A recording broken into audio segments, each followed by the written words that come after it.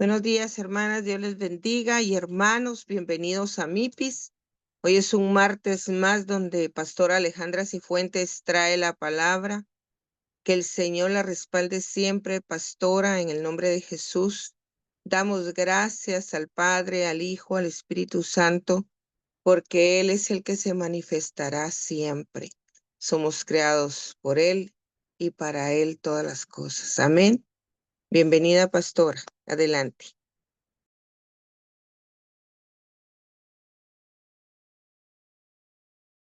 Buenos días, bendiciones para todos. Padre, te doy gracias, Señor. Te pido que seas tú moviéndote esta mañana, Señor, que seas tú cubriendo esta llamada, cubriendo nuestra salud, nuestro empleo, nuestra familia, Señor amado, que seas tú glorificando tu nombre con estos dones, Padre amado, de los cuales vamos a estar hablando hoy. Muévete de una manera sobrenatural, Dios. Muévete, Señor, porque tú eres bueno, Señor, porque queremos verte a ti, queremos glorificarte a ti. Y te pedimos que seas tú, Señor, quien traiga esta enseñanza, Padre, quien se mueva esta mañana en el nombre poderoso de Jesús. Amén y amén. Buenos días, bendiciones para todos. Dios les bendiga, Dios les guarde. Aquí estamos una semana más de bendición. ¿Ya pusiste a grabar, mi amor? Sí. Ok. Le damos gloria y honra al Señor porque Él ha decidido, ¿verdad?, que aprendamos con respecto a estos dones espirituales. Él es el alfa, el omega, el principio y el final. Y bueno, hemos venido hablando de varios dones y hoy vamos a cerrar con los dones de gobierno y con los dones de santidad, ¿verdad? Y vamos a estar hablando de tres personajes bien especiales y populares, digamos, dos que gobernaron como lo fue José y Nehemías, y el de abstinencia que lo tuvo Daniel. Entonces vemos que el carácter de un líder no se mide solo por lo que logra, sino por cómo se mantiene firme durante el proceso. En la escritura, los dones de administración y de continencia son dos columnas que sostienen el liderazgo maduro. El primero enseña a gobernar con sabiduría y el segundo a gobernarse a sí mismo. En José, Nehemías y Daniel encontramos ejemplos vivos de cómo Dios forma el carácter en la prueba. Levanta a los humildes y revela su gloria a través de quienes permanecen fieles. Muchos de nosotros, ¿verdad? Quizás nos preguntamos, Dios mío, pero ¿por qué yo no puedo dejar de mandar? ¿O por qué cuando me doy vuelta otros están siguiéndome? Muchos de nosotros nacemos con un liderazgo marcado que muchas veces no entendemos. Hay personas que hasta le molesta, ¿verdad? Y dice, Dios mío, pero si yo no hice nada para que me escogieran, porque a todo lugar donde voy soy escogido como líder o soy no necesariamente escogido por las autoridades, pero otros pueden ver el liderazgo en mí. Siempre me preguntan si yo soy el líder, si yo soy la líder. Y es porque traemos de naturaleza estos dones, ¿verdad? Y el primero, y cómo no hablar de él, ¿verdad? Esto lo vamos a estar viendo en Génesis 37 y en Génesis 50, aunque no traigo los versículos desglosados, ¿verdad? Si quieres puedes ir compartiendo por ahí para que ellos vayan leyendo, mi querida Telma. José representa el proceso más puro del don de administración. Su historia comienza con sueños, pero se desarrolla entre traiciones. Vendido por sus hermanos, despojado de su túnica y encarcelado injustamente, José aprendió que la verdadera autoridad no se gana con posiciones, sino con fidelidad en lo oculto. Podemos ver, ¿verdad?, cómo José trató de aprender, trató de sacar lo mejor que pudo del manto de su padre. Vemos que esto levantó envidia, que esto levantó celos, contienda entre sus hermanos y quizás de nosotros, quizás muchos de nosotros nos identifiquemos con José. Y para mí, aparte de David, es uno de los personajes más hermosos en la Biblia, porque a pesar de que le hicieron tanto daño, tuvo misericordia. No nada más supo gobernar, pero tuvo misericordia. En José podemos ver varios de los dones que ya hemos explicado. Tuvo discernimiento de espíritus, tuvo sabiduría de lo alto, tuvo, de verdad que José para mí es un personaje en el cual yo quisiera convertirme, ¿verdad? Ese hombre que quizás no daba dinero, pero daba semillas para que el pueblo sembrara y pudiera abastecerse de lo que necesitaba. José aprendió que la verdadera identidad no se ganaba con posiciones, sino con fidelidad en lo oculto.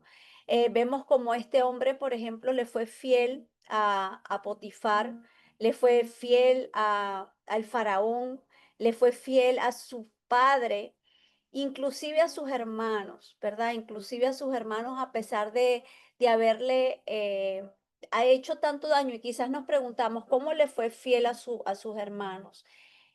Al darles alimento, al perdonarlos, al estar ahí, aunque ellos no merecían que él estuviera ahí. Cuando sirvió en la casa de Potifar, esto lo vemos en Génesis 39, no tenía título, pero su administración era excelente. Todo lo que tocaba prosperaba. Entonces podemos ver cómo un verdadero líder y como un verdadero gobernador se va a ganar esta posición no buscando un título, no buscando ser reconocido, sino trabajando con excelencia, dando lo mejor. Ay, dije José, no sé qué estoy diciendo. Desde ya les digo que me siento como un poquito extraña, pero bueno, le damos gloria al Señor. No quise parar esta prédica. Siento que se me está enredando la lengua más de la cuenta. Así que vemos cómo José fue un hombre fiel, vemos cómo José no buscaba una posición, José buscaba simplemente la excelencia. José a todo lugar que tocó lo cambió, lo transformó, pasó de ser un lugar mediocre a ser un lugar de excelencia y vemos cómo en la casa de Potifar, ¿verdad? Trabajó de tal manera que terminó siendo, comenzó siendo un esclavo comprado y terminó siendo el primero después de Potifar en la casa de Potifar hasta que a través de un engaño cae en la cárcel. Entonces podemos ver cómo incluso en la prisión organizó, interpretó sueños y fue fuente para otros. Ese detalle revela algo profundo, el don de administración que no se apaga por las circunstancias, sino que brilla más en ellas. Aquí vemos cómo a pesar de que estaba preso, de que lo habían metido en un lugar injustamente, él nunca dejó de ser excelente, él nunca dejó de dar lo mejor de él, él nunca bajó la cabeza, digamos, sino que al contrario, eh, barría la cárcel, posicionaba. Es impresionante ver cómo la gracia del Señor, y esto también depende mucho de la gracia, cómo la gracia del Señor acompañaba a José donde quiera que él iba. Inclusive interpretando estos sueños, diciéndole a estos dos hombres, hey, cuando salgan de aquí no se olviden de mí, y aún siendo olvidado por aproximadamente 2 años dentro de esa cárcel, José digamos, no se achicopaló, ¿verdad? No dijo, wow, se olvidaron de mí. Y bueno, por lo menos no lo dice la palabra, ¿verdad? Cuando nosotros vamos un poquito más allá de la Biblia o internalizamos en el personaje, quizás pensamos, wow, qué duro, ¿verdad? Después de que interpretó sueños, de que vio que salieron el copero y el panadero de la cárcel, eh, aunque se quedó dentro de esa cárcel, él no dejó de trabajar. Y yo creo que una de las cosas que caracteriza a un líder es que no podemos dejar de trabajar. Aunque quizás nuestros ojos naturales no estén viendo el crecimiento en el ministerio, incluso en nuestros hogares, no debemos dejar de trabajar, no debemos dejar de creer en la promesa que Dios nos dio. Y yo sé que muy en el fondo José tenía esos dos sueños entre ceja y ceja y dijo, ¿por qué si el Señor me prometió algo, me vendieron mis hermanos, me vendieron como esclavo, luego que estaba, entre comillas, bien dentro del faraón, me mandan a la cárcel? Qué duro, de verdad, pero qué lindo poder ver que él no se concentró en el problema, sino que él fue más allá y él fue excelente en el lugar donde estaba, haciendo que tuvieran que eventualmente reconocerlo, que tuvieran que posicionarlo. Entonces, eso es lo que hace un verdadero gobernador. No se detiene por las adversidades, sino que avanza en el llamado que Dios tiene para su vida. José ya no era un soñador ingenuo, sino un líder procesado. Mientras más procesados somos, más maduros nos volvemos. Su sabiduría práctica, almacenar el grano durante los años de obediencia para sobrevivir la escasez. Vemos que cuando Faraón lo llama en Génesis 41, eh, y al haber interpretado este sueño, ¿verdad? Y no es nada, ver el cumplimiento, porque muchas veces podemos interpretar sueños, pero sin cumplimiento. Muchas veces el cumplimiento viene meses, años después, y es cuando verdaderamente decimos, wow, Dios me usó para esto. Entonces no descansemos porque quizás el sueño que usted interpretó, porque quizás la palabra que usted dio no ha sido cumplida, sigamos trabajando con excelencia. Vemos que esta eh, madurez en el espíritu, este espíritu de organización de gobierno, pues no, no lo estudió, no nació de un libro, sino de la experiencia de un dolor. Y muchas veces preguntamos al Señor, Señor, ¿por qué? ¿Por qué tengo que pasar por tanto? Y es que el Señor nos está preparando para un terreno, el cual si Él nos anuncia el terreno antes de tiempo, quizás nos vamos a... Imagínense, si el Señor le hubiese anunciado a José, durante todo este tiempo, mira, vas a ser el segundo en mando, pero antes de eso te van a vender, antes de eso vas a ir a la cárcel, antes de eso te van a difamar. Yo les aseguro que José hubiese dicho, no, no, no, mejor no quiero ser el segundo en mando, nada, mejor reviérteme ese sueño, yo no quiero esto. Porque queremos la gloria, pero no queremos pasar por el proceso.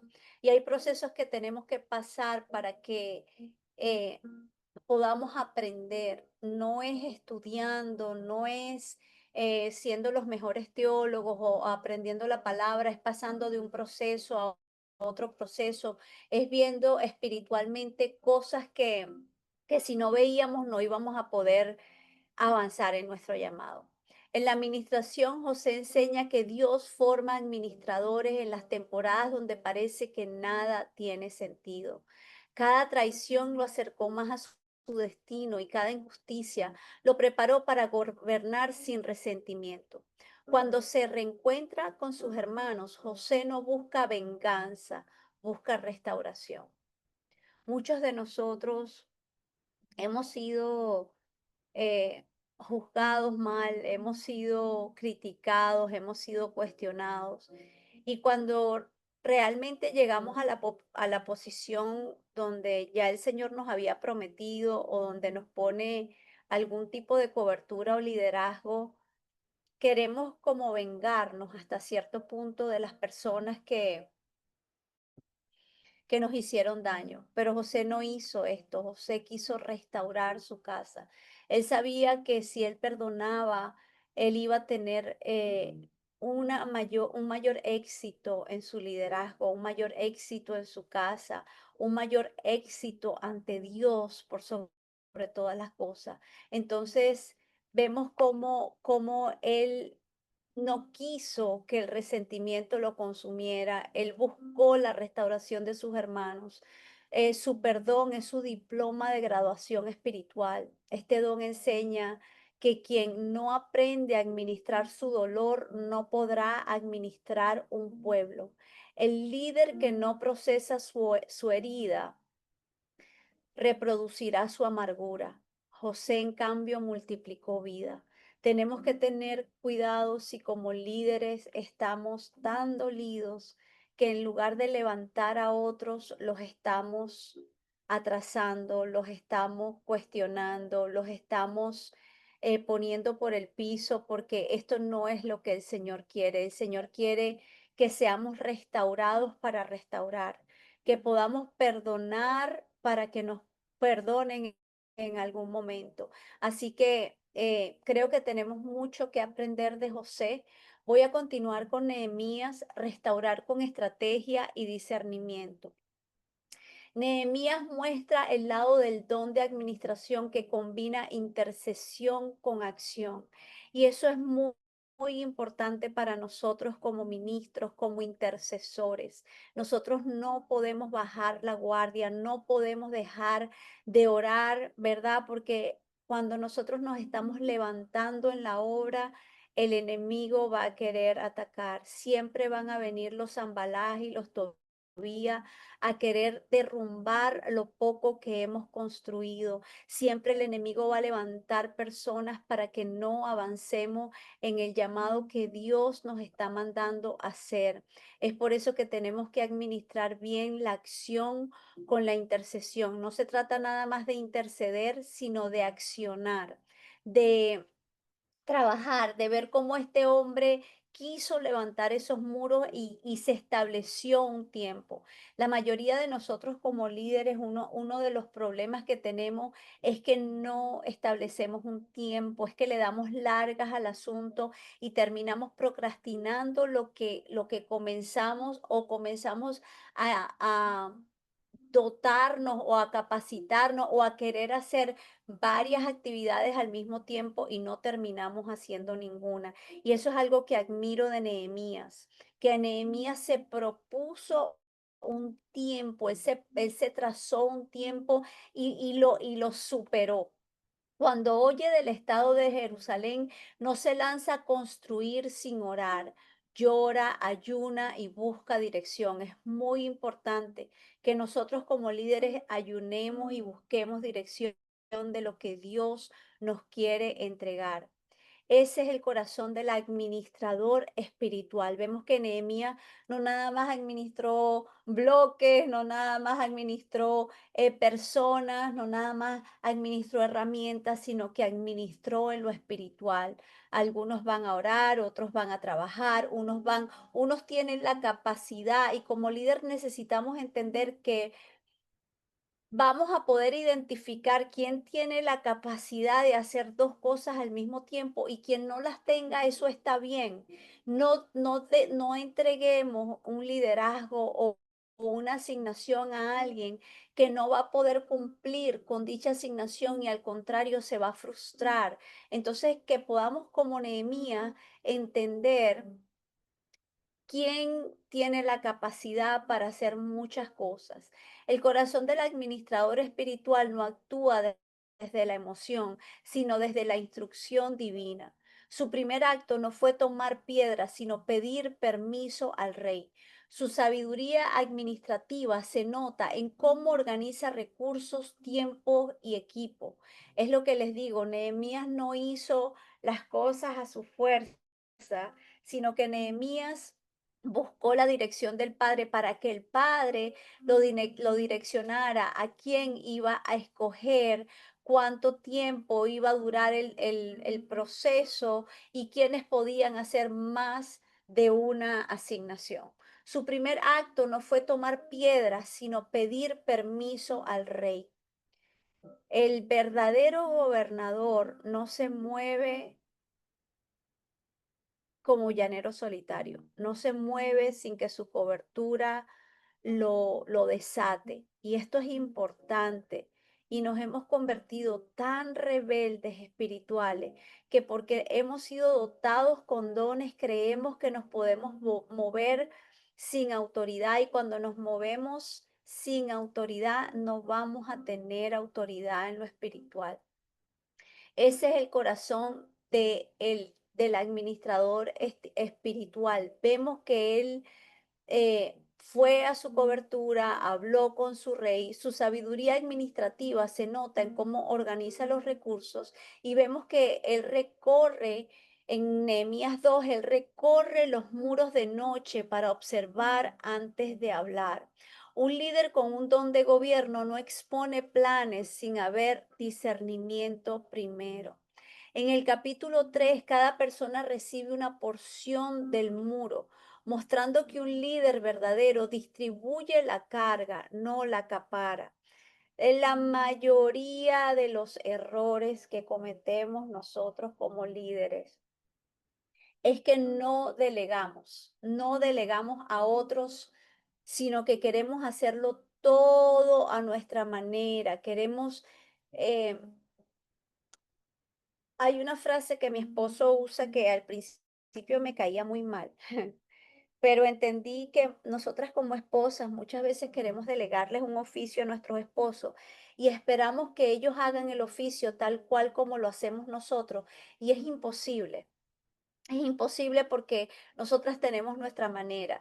Y él usaba una frase que decía, si quieres que algo quede bien hecho, hazlo tú. O si quieres que algo quede como tú lo haces, hazlo tú. Entonces, él entendió que reconstruir muros no se trata solo de ladrillos, sino de restaurar identidad.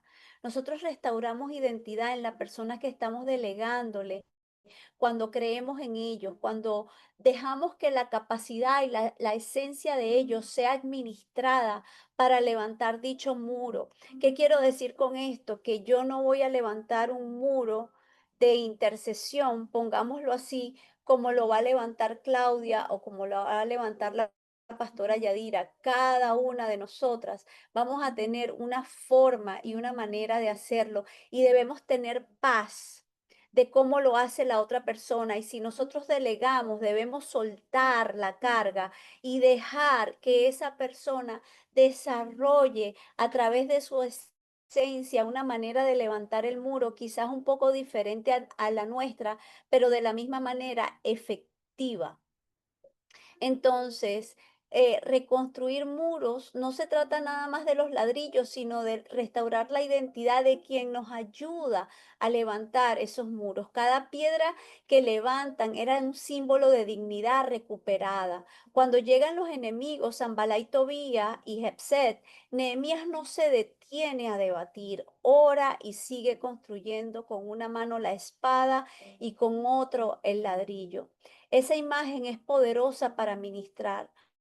Todo líder debe aprender a edificar mientras se defiende espiritualmente. La oposición es parte del proceso de la edificación. Cada vez que nosotros estamos tratando de levantar algo, el enemigo se va a levantar a querer atacarnos, a querer destruir el ladrillo que hemos levantado.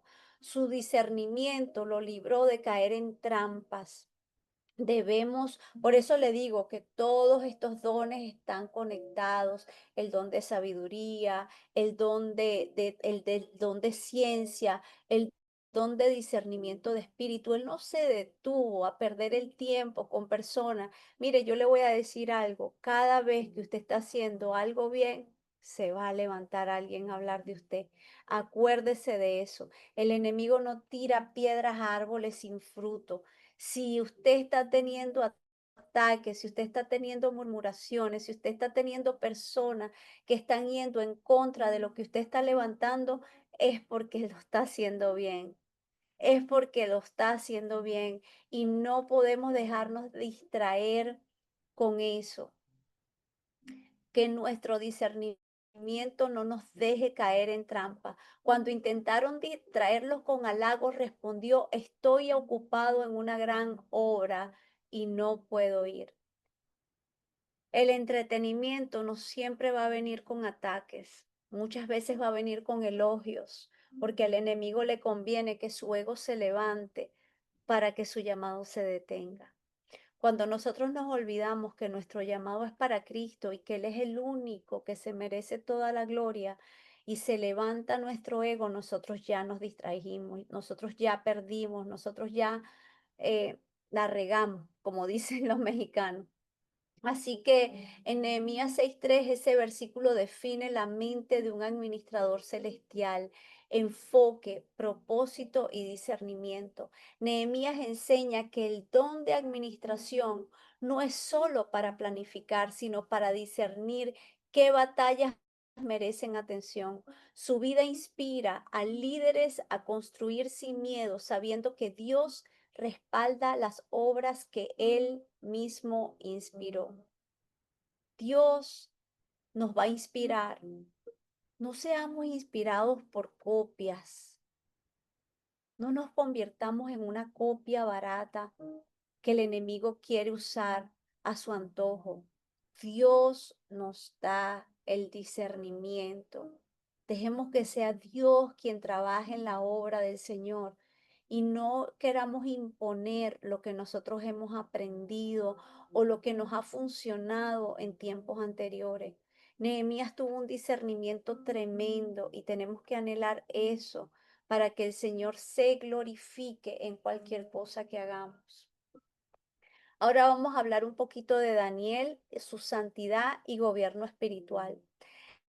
Daniel representa el don de continencia. Es una forma más sublime como dominio propio, pureza y fidelidad en medio de una cultura contaminada. ¿Quiénes de nosotros no conocemos a Daniel? Le voy a ser completamente transparente. Cuando yo le puse el nombre a mi hijo Daniel, yo estaba entre David y Daniel, pero no porque yo supiera de la Biblia, no sabía absolutamente nada de la Biblia. Y bueno, su papá, entre otras cosas, no quiso David y Daniel me gustó, siempre me han gustado los nombres que le puedo poner diminutivo. Y hoy entiendo lo poderoso que es ese nombre. Hoy entiendo que Daniel es un hombre de intercesión, un hombre de compromiso y el poder ver a mi hijo convertido en ese verdadero Daniel me inspira a no nada más a seguir aprendiendo de la Biblia, sino seguir impulsando a madres de que oren por sus hijos, porque muchas veces nos enfrascamos en lo que estamos viendo. Muchas veces queremos meter a los niños en un cuadro o en una burbuja donde no puedan ser dañados, donde no puedan ser tocados. Y cuando yo comparo, por ejemplo, a mi hijo Daniel con mis otros hijos menores, gracias a Daniel yo llego a la iglesia. Nosotros teníamos unos vecinos que se enamoraron de Daniel. Ellos tenían dos hijos varones y, y Daniel era bueno, es una persona muy amable, muy, como un buen compañero. Y Daniel comenzó a ir a la iglesia con estos vecinos. Y yo nunca he contado esto, pero ellos le regalaron su primera Biblia y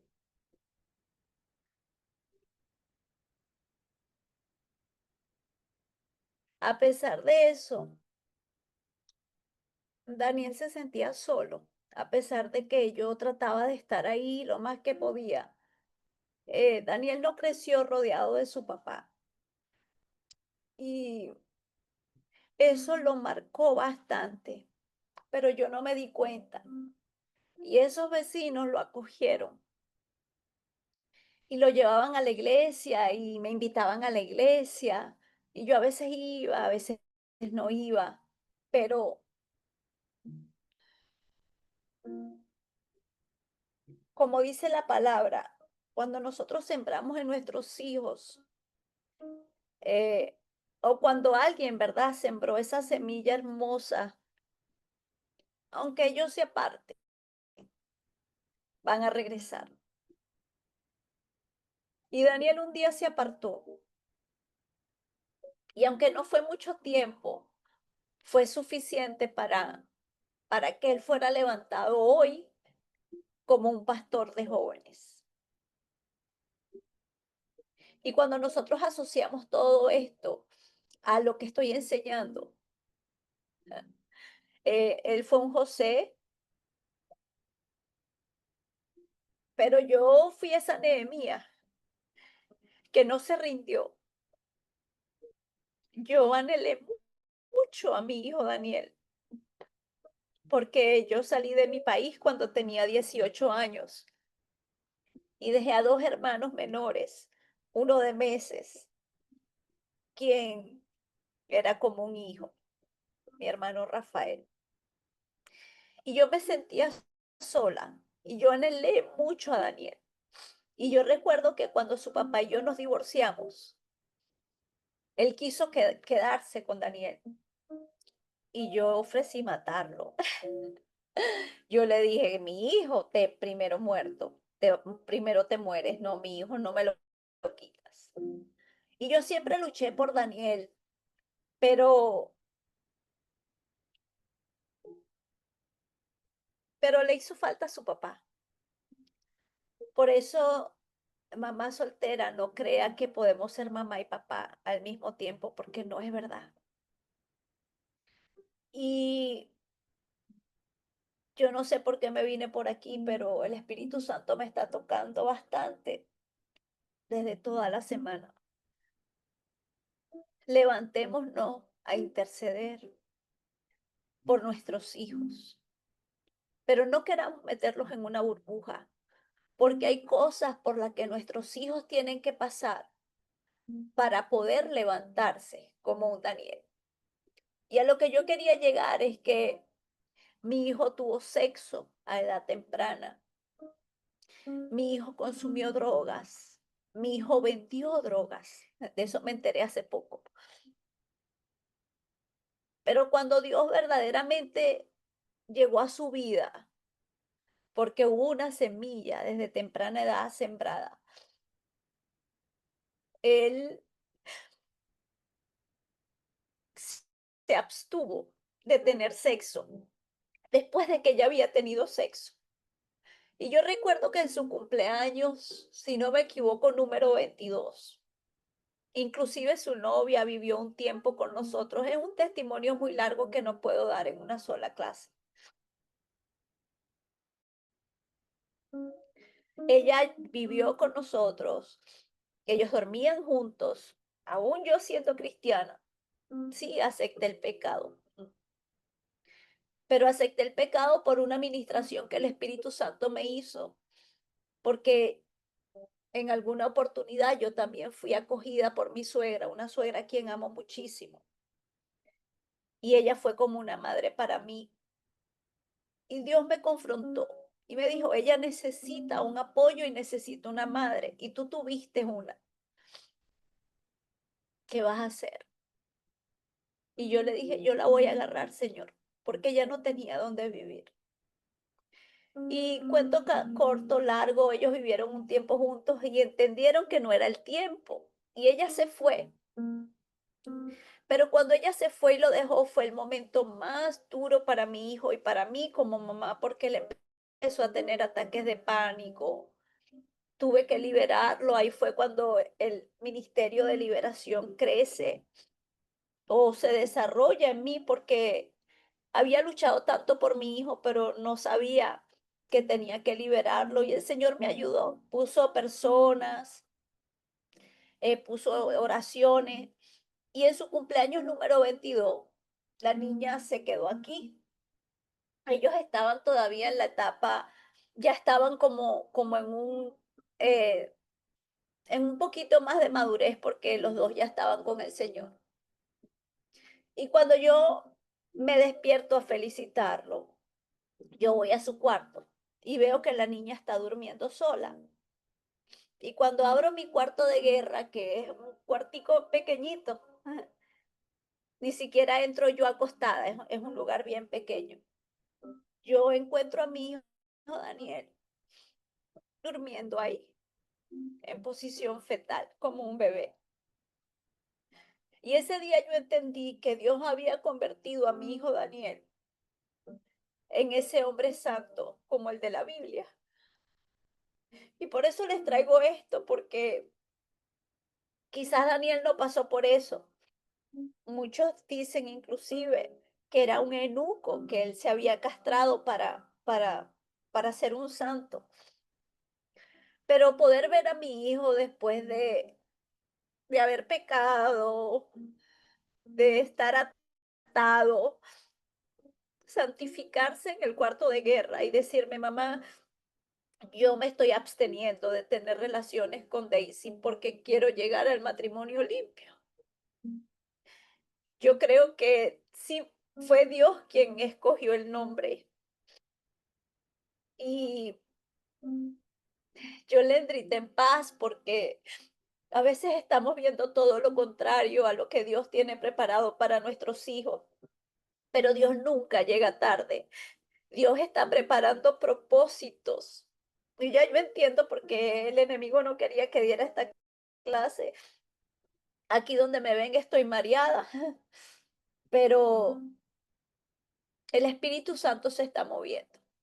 Y qué bueno que no entró tanta gente, porque entraron los que tenían que estar. Y los otros escucharán en diferido y se perderán los comentarios.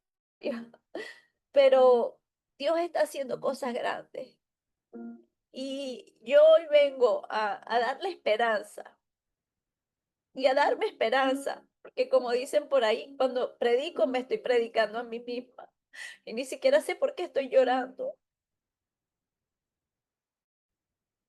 pero le doy gloria al Señor, porque Él está despertando en cada uno de nosotros un llamado y Él quiere que lo hagamos bien, Él quiere que no fracasemos, Él quiere que paremos de detenernos y Él nos ha demostrado de cierta forma que nos ama y que Él es nuestra cobertura.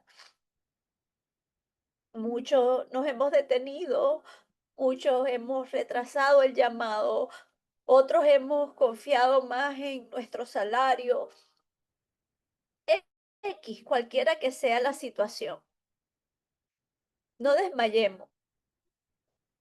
Quizás, ¿verdad? La junta de directiva nos estamos reuniendo porque las llamadas están bajando. No importa, no importa las llamadas, no importa cuánto nos conectemos. Nosotros podemos enseñar a la gente del Señor. Podemos llevar al caballo al lago para que tome agua, pero no podemos obligarlo. Pero que eso no detenga nuestro llamado, que eso no detenga nuestra santidad, que eso no detenga nuestro don de gobierno.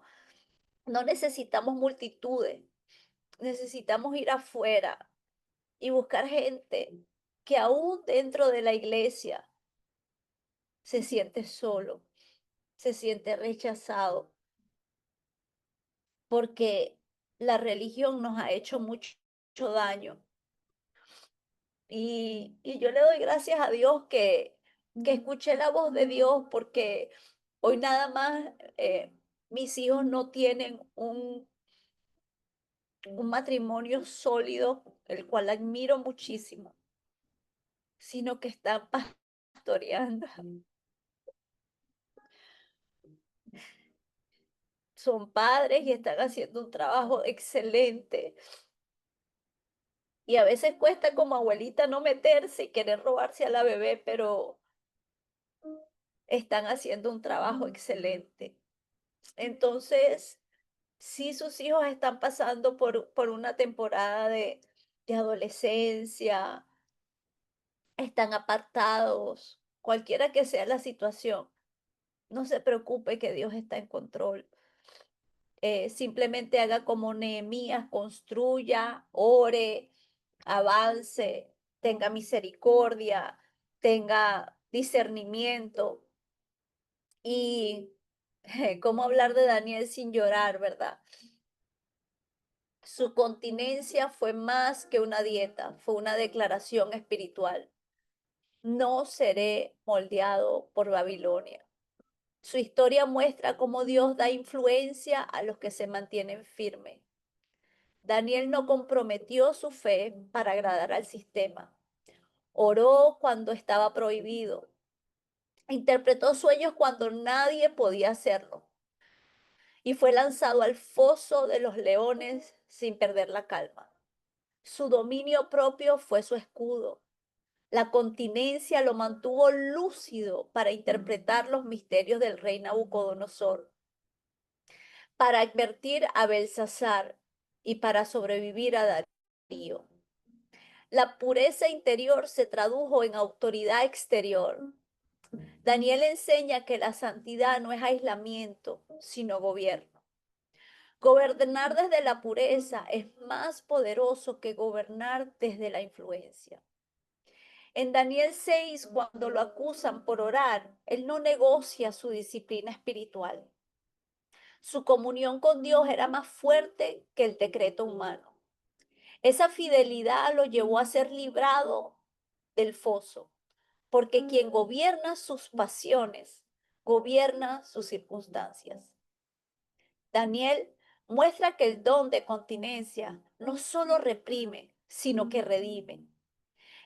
Es un poder interior que transforma tentaciones en testimonios. Su vida nos enseña que el dominio propio es el fundamento de la verdadera autoridad espiritual. José, Nehemías y Daniel son tres retratos de un mismo principio. Dios levanta líderes que saben gobernar sin perder su pureza. José gobierna Egipto. Nehemías reconstruye Jerusalén y Daniel gobierna en Babilonia. Tres escenarios distintos, pero un mismo espíritu los guía. El don de administración sin el de continencia produce control. El don de continencia sin administración produce aislamiento. Juntos equilibran el liderazgo del reino. Acción con pureza, estrategia con santidad. El líder espiritual de hoy necesita ambos, la sabiduría para dirigir y la templanza para mantenerse íntegro. Así, el carácter del líder no solo impacta estructuras, sino que transforma generaciones. Quien gobierna con el corazón de Cristo no busca dominio, sino servicio.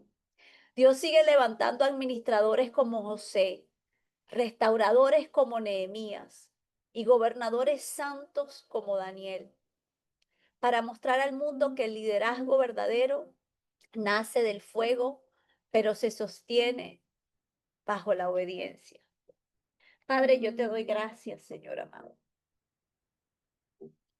Yo te doy gloria, Señor, porque me diste fuerza para traer esta palabra, Señor.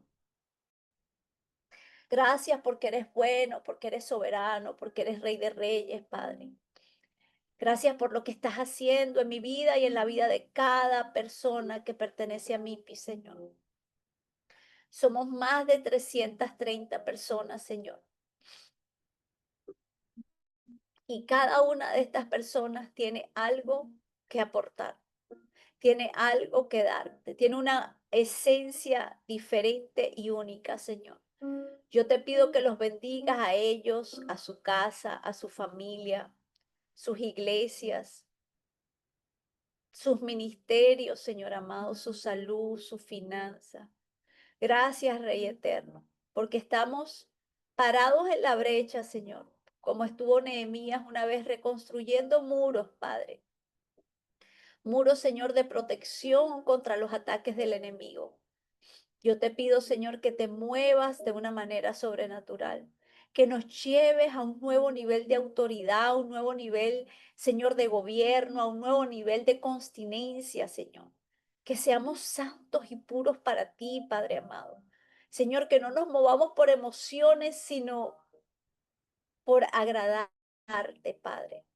Que no nos movamos, Señor, por lo que otros digan de nosotros, sino por lo que otros digan de ti, Señor. Gracias por tu amor, por tu paciencia, por tu cuidado, por tu exaltación, Señor, porque tú eres bueno y tú nos pones gracias por sobre gracias, Señor. Padre, redímenos. Sácanos todo aquello, Señor, que no te pertenece. Llévanos a un nuevo nivel, Padre amado, de reconocimiento, que reconozcamos, que internalicemos, Padre amado, en qué estamos fallando y en qué estamos pecando como padres, como ministros, como mujeres, como esposas, como hombres, como esposos, Señor. Padre, llévanos a un nuevo nivel. Llévanos a un nuevo nivel. Danos una nueva dirección, Padre amado. Queremos más de ti. Y sabemos que quizás eso represente pruebas, Señor. Pero llévanos de la mano por cada prueba, como llevaste a Jesús, Padre. Que nuestro enfoque sea Él, Padre amado, y trabajar y caminar como Él lo hizo para agradarte, Señor.